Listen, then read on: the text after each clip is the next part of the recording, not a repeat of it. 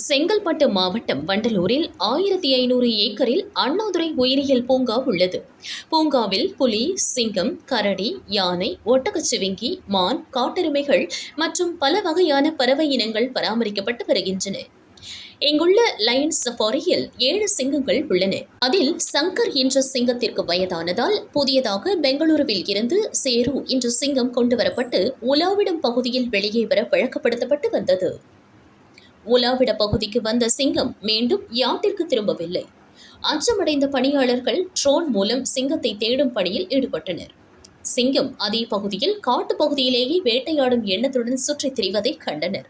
அங்கு வேட்டையாட விலங்குகள் இல்லை என்பதால் யார்டிற்கு 2 அல்லது 3 நாட்களுக்குள் திரும்பிவிடும் என வனத்துறையினர் தெரிவித்தனர். இதனால் லயன் சஃபாரியை பொதுமக்கள் பார்வையிட தடை விதிக்கப்பட்டது.